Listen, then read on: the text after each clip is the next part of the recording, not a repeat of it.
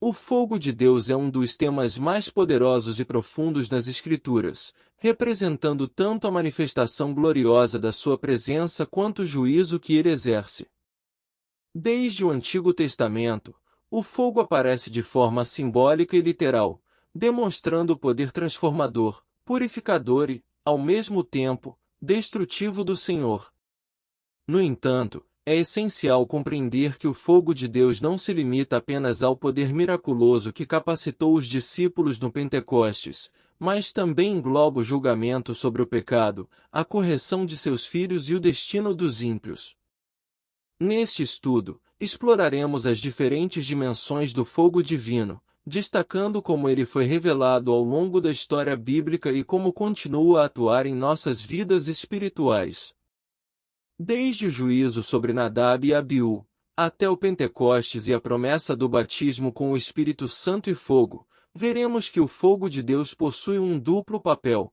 Ele traz purificação e capacitação aos que o recebem em santidade, mas também condenação àqueles que rejeitam a sua santidade. Nosso objetivo é entender como devemos nos posicionar diante desse fogo, respeitando seu poder, temendo ao Senhor e nos submetendo à transformação que Ele deseja realizar em nossas vidas. Pentecostes, o fogo de Deus. Para muitos cristãos, este é um tema familiar, já que faz parte da tradição e dos relatos bíblicos. No entanto, poucos conhecem a profundidade e o alcance do significado do fogo de Deus, especialmente como simbolizado em Pentecostes. Pentecostes não surgiu com o advento do cristianismo.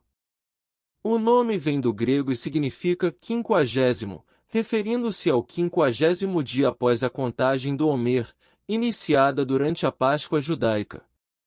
De acordo com a Torá, o mandamento é contar 7 semanas a partir do dia seguinte ao Shaba de Pesach, o que explica o nome hebraico da festa, Shavuot, que significa semanas.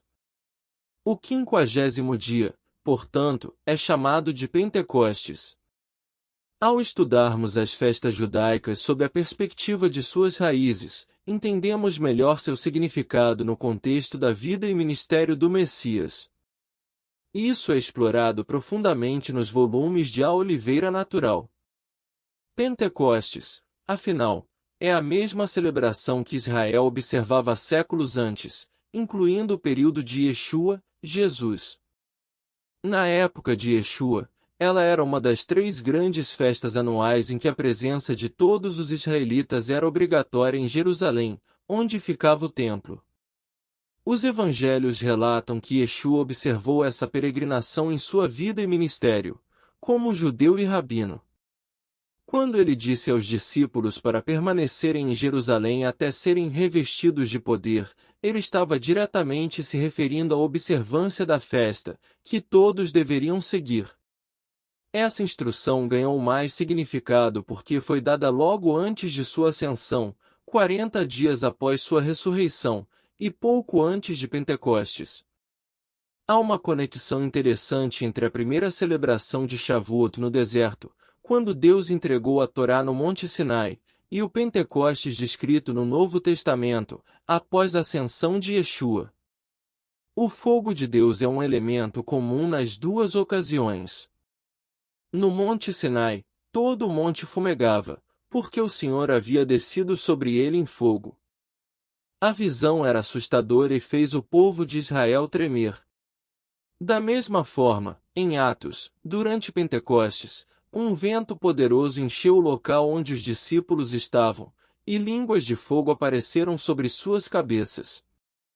O fogo de Deus que desceu sobre o Monte Sinai é o mesmo que se manifestou sobre os discípulos no cenáculo.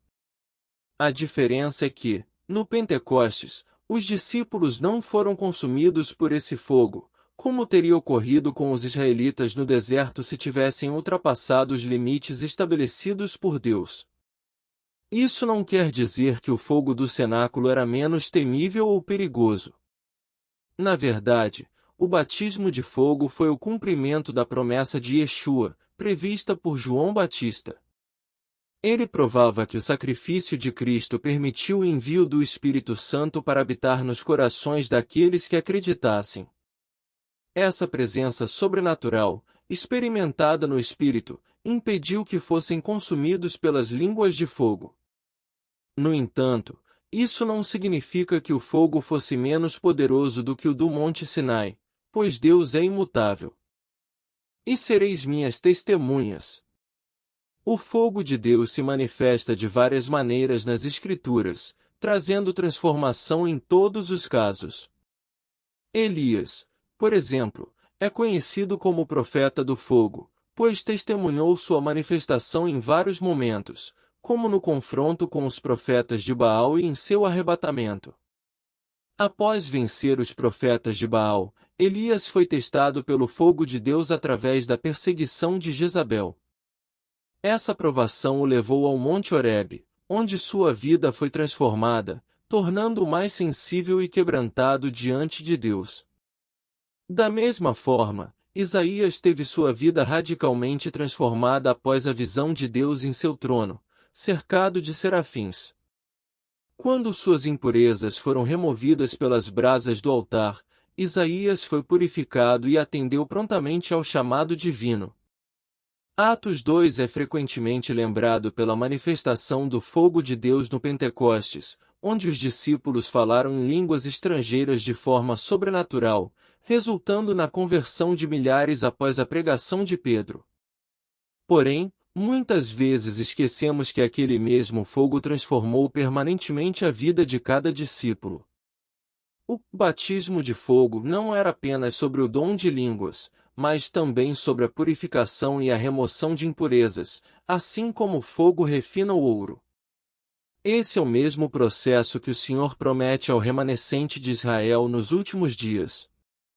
Em Atos 1 verso 8, Yeshua prometeu que, após o recebimento do poder do Espírito Santo, os discípulos seriam suas testemunhas em Jerusalém, Judeia, Samaria e até os confins da terra. Curiosamente, se lermos o inverso, Atos 8 verso 1 nos mostra que após o martírio de Estevão, uma grande perseguição dispersou os crentes, levando-os a cumprir essa missão. O propósito de Yeshua estava se realizando mais cedo do que esperavam. Os discípulos aprenderam rapidamente que receber o fogo de Deus envolvia mais do que sentir arrepios ou falar em outras línguas. O verdadeiro significado desse fogo estava ligado à provação e ao martírio, como no caso de Estevão, o primeiro mártir. A palavra testemunha no grego, martus, também significa mártir, indicando que ser uma verdadeira testemunha de Cristo implica estar disposto a sofrer e até morrer por ele. Portanto, o verdadeiro evangelho não é para os fracos. Ele exige renúncia, coragem e disposição para enfrentar o sofrimento por amor ao autor da nossa fé. Neste estudo, exploramos a profunda e multifacetada simbologia do fogo de Deus, especialmente à luz do Pentecostes. Compreendemos que esse fogo não é apenas um símbolo de purificação e poder, mas também de julgamento e responsabilidade. Através das Escrituras, vimos como o fogo de Deus pode transformar vidas, fortalecer a fé e, ao mesmo tempo, trazer juízo para aqueles que se afastam de seus caminhos. Assim, ao refletirmos sobre a importância do Pentecostes e as lições que podemos extrair de sua mensagem, somos chamados a lidar com o fogo de Deus com reverência e discernimento. Que possamos nos lembrar sempre da necessidade de buscar uma relação mais profunda com o Espírito Santo, permitindo que sua presença nos purifique e nos prepare para sermos verdadeiras testemunhas do Evangelho. Agradeço a todos pela leitura e pela reflexão conjunta. Que a graça e a paz de Deus estejam com cada um de vocês, guiando seus passos e iluminando seus caminhos. Até a próxima!